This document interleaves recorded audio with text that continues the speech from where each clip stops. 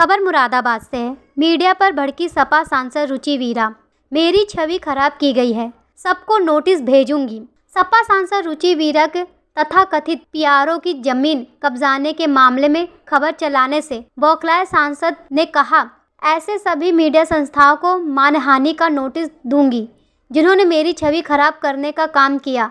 अब्दुल गनी मेरा कार्यकर्ता है, उसे गलत तरीके से मेरा पीआरओ बताया गया और जमीन मामले में दोनों पक्ष हमारे कार्यकर्ता हैं। अभी तक मैंने उस जमीन के कागजात नहीं देखे हैं, पूरा क्या मामला है, लेकिन उसके बावजूद थाना भोजपुर पुलिस ने उसे गिरफ्तार कर लिया और उसके साथ मारपीट की, जो गलत है। मैं पूरे मामले में अपने वकीलों से राय लेने के लिए ही मुरादाबाद आई हूं और जो कि कानूनी कार्रवाई बनती है वो करूंगी। नहीं है, क्या कैंडिडेट ने आपको बुलाया नहीं या क्या वजह क्या है, क्या?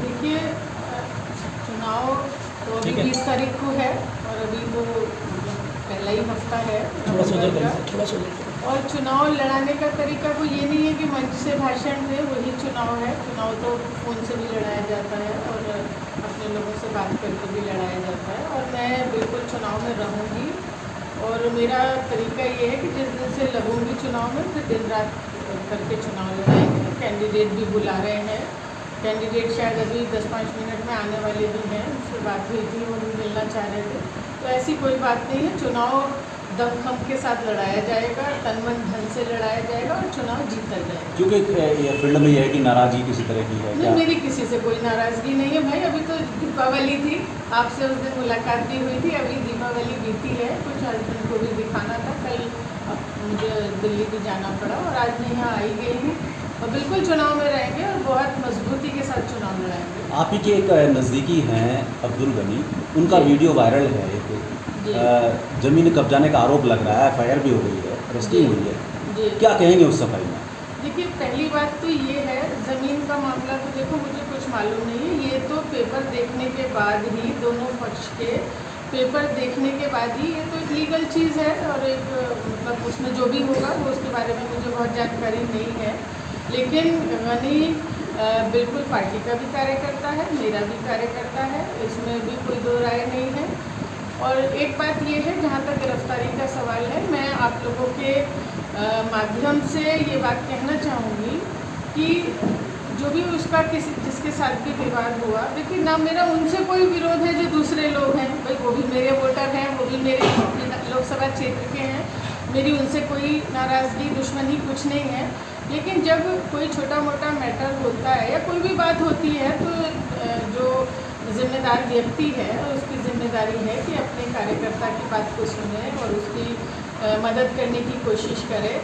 तो उसमें जो मुझे ये नहीं है कि जो भी जिस भी स्तर की झगड़ा हुआ था उस स्तर पे अगर तहरीर मतलब उस स्तर पे अगर एफआईआर लिखी जाती तो मुझे कोई एतराज़ नहीं था। लेकिन एफआईआर 307 में लिखी गई है, वो खुद थाने में गया है अपनी बात बताने के लिए, अपनी परेशानी बताने के लिए और उसको वहीं हिरासत में बिठा लिया गया। उसके ऊपर 307 की मतलब धारा लगी उसके ऊपर, जबकि 307 का कोई मुकदमा ही नहीं है। भाई ठीक है, मेडिकल नहीं है, मेडिकल क्या होती है 323 होती है, क्या होती है 323 का मेडिकल है, 307 की उस पर धारा लग रही है। तो जो ये रवैया है इस वक्त और ख़ास तौर से जो भोजपुर थाना के जो थाना अध्यक्ष हैं उनकी बहुत लोग मुझे फ़ोन करते रहते हैं, मैं जनप्रतिनिधि हूँ, जाहिर सी बात है लोग मुझे अप्रोच करेंगे, तो बहुत वहाँ की शिकायतें आती रहती हैं बहुत। अब उन्होंने क्यों थी उसे, जब जो आदमी खुद थाने में गया है अपनी पीड़ा बताने के लिए, उसको हिरासत में ले लिया गया, उसकी बहुत ज़्यादा बार बार पिटाई की गई और उसके ऊपर 307 का मुकदमा लिखा गया। जो जितना झगड़ा था उतना लिखा जाता तो कोई एतराज़ की बात नहीं थी, लेकिन इतनी बढ़ा चढ़ा के लिखा गया और क्यों मारा गया, इसके वजह से उस पर मतलब क्या महिषाती थाना अध्यक्ष की भाई कोई लालच था उन्हें, कोई दुश्मनी थी, क्या बात थी, ये बड़ा प्रश्न चिन्ह है। और मैं उच्च अधिकारियों से वार्ता करूंगी और मांग करूंगी कि इसकी जांच हो और इसमें निष्पक्ष धाराएं रहें और बाकी धाराएं उसमें से कटें। और एक ये कई मीडिया वालों का मैं देख रही हूँ कि चाहे वो प्रिंट मीडिया के हों या इलेक्ट्रॉनिक मीडिया के लोग हों, उन्होंने उसमें ये बताया है कि वो सांसद का रुचि वीरा का मतलब पीए है। मैम पीआरओ बताया, पीआरओ पीए भी बताया जी। है, पीआरओ भी बताया है। किस आधार पे बताया है, किस आधार पे बताया है, मैं जानना चाहूँगी। कोई लेटर दिखाएं, कोई चीज़ दिखाएं। हज़ारों कार्यकर्ता होते हैं, उसका मतलब ये नहीं है कि वो पीए हो या पीआरओ हो।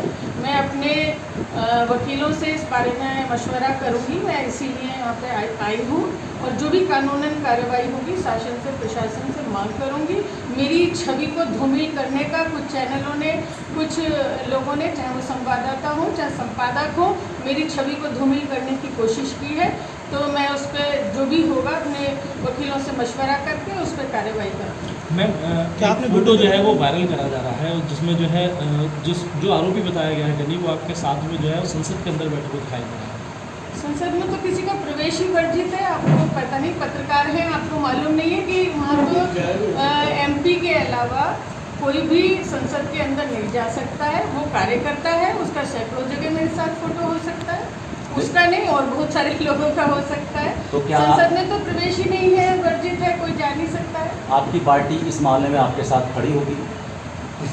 मेरे साथ क्या मतलब, मैंने कौन सा जुर्म किया नहीं, है? उस जमीन का मामला आया ना, तो इसलिए मैं पूछ रहा हूँ। जमीन कब्जाने का मामला कब्जाने का मामला है। मैंने आपको क्या बताया कि वो तो कागज़ बताएंगे, किसके कागज़ सही हैं, किसके गलत है।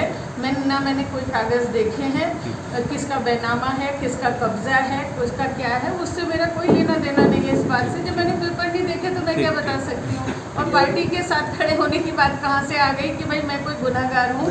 क्या नहीं, मेरे कार्यकर्ता हैं और मेरे साथ ना वो कोई अपराधी है, भाई कोई उसका क्रिमिनल हिस्ट्री नहीं है, कुछ नहीं है। और दूसरी बात ये, जो ये पीआरओ और पीए वाला मामला जिन भी चैनलों ने चलाया है, मैं पूरी तरीके से उस पर अपना मानहानि का दावा करूँ। ठीक। मुरादाबाद से रेहान अंसारी की रिपोर्ट।